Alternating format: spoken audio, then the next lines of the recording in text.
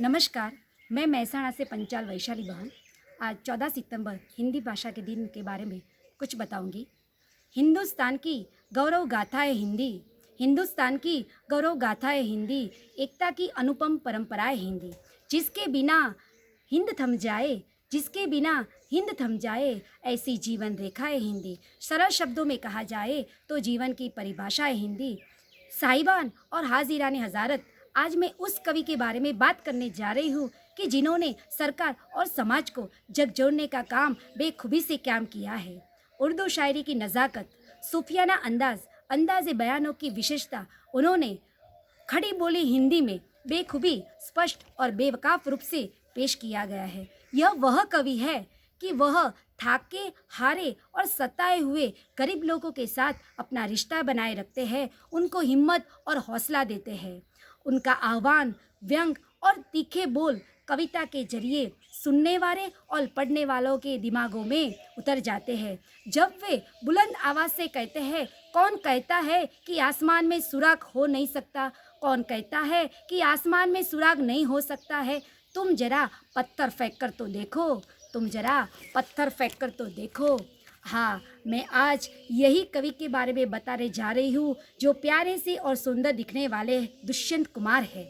उनकी हिंदी साहित्य के अंदर अनुपम अजोड़ उनका स्थान रहा हुआ है।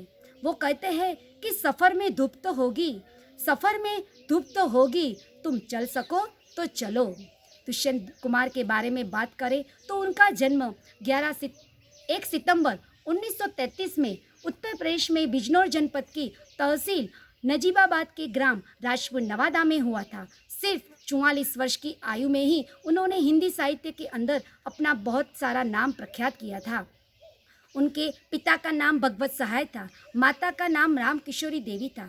30 नवंबर 1949 में दुष्यंत कुमार का विवाह राजेश्वरी कौशिक से हुआ था। दुष्यंत कुमार त्यागी एक हिंदी महाकवि, कथाकार और गज़लकार थे।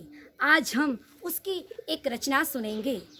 हो गई है पीर पर्वत सी पिघलनी चाहिए, हो गई है पीर पर्वत सी पिघलनी चाहिए, इस हिमालय से कोई गंगा निकलनी चाहिए। आज यह दीवार पर दो की तरह हिलने लगी, आज यह दीवार पर दो की तरह हिलने लगी, शर्त थी लेकिन ये बुनियाद होनी चाहिए।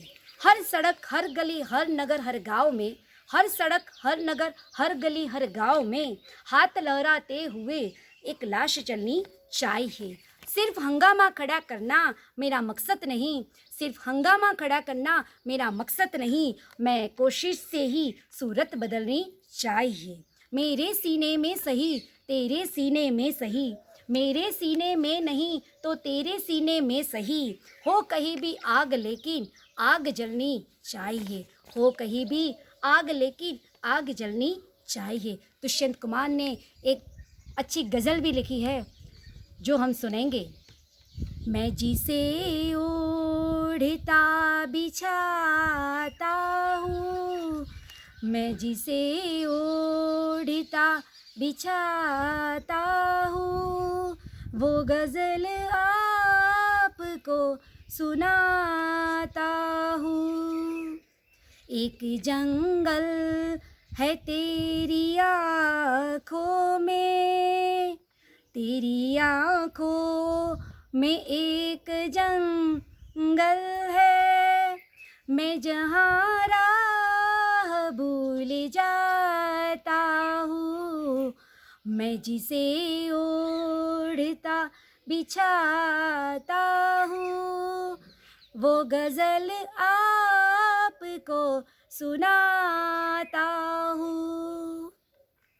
तू किसी रेल सी गुजरती है, तू किसी रेल सी गुजरती है, मैं किसी पुल सा थरथराता हूँ, मैं जिसे ओढ़ता बिछाता हूँ, वो गज़ल आपको सुनाता हूँ।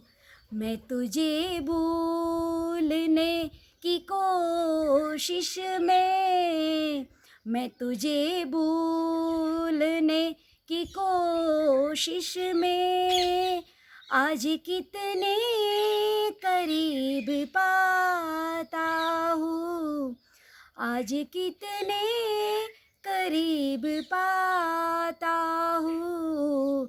मैं जिसे ओढ़ता बिछाता हूँ, वो गज़ल आपको सुनाता हूँ। दुष्यंत कुमार ने विविध गज़लों से सब पर कटाक्ष भी किया है। वो समाज के ठेकेदारों को बड़ी अच्छी तरह से पछाड़ते थे और सरकार के खोखले वादों को वो बेखूबी से याद करके व्यंग भी करते थे और कहते थे, कहा तो तय था चिरागा, कहा तो तय था चिरागा, हर एक घर के लिए यहाँ रोशनी मैसर नहीं, यहाँ रोशनी मैसर नहीं, शहर के लिए। आज हम जो भी बात कर रहे हैं वो हिंदी विषय के बारे में बात कर रहे हैं और दुष्यंत कुमार ने बहुत सारी हिंदी में गज़लें और कविताएं भी लिखी है। हिंद देश को जोड़ने वाली कड़ी है। 14 सितंबर 1949 को संविधान में हिंदी राष्ट्रभाषा के रूप में अपनाई गई, इसलिए हर साल 14 सितंबर को हिंदी दिवस मनाया जाता है। और आज के विशेष दिन के बारे में हम बात करें तो 1966 में भारतीय तैराक मिहिर सैन ने डॉर्नेलेस जलमर्थ में तैरकर पार किया था। 1786 में लॉर्ड कॉर्नवालिस गवर्नर जनरल बना था और 1873 में पहला टाइपराइटर ग्राहक को बेचा गया था। हिंदी हमारे लिए बहुत ज़रूरी है। हिंदी सीखना ज़रूरी है। हिंदी भाषा सीखो, बोलो, अपनाओ, हिंदी दिवस मनाओ। हिंदी सरल भाषा है। हिंदी का प्रचार ही भारत का प्रचार है। हिंदी सीखने से ही राष्ट्रीय एकता बढ़ सकती है। नमस्कार।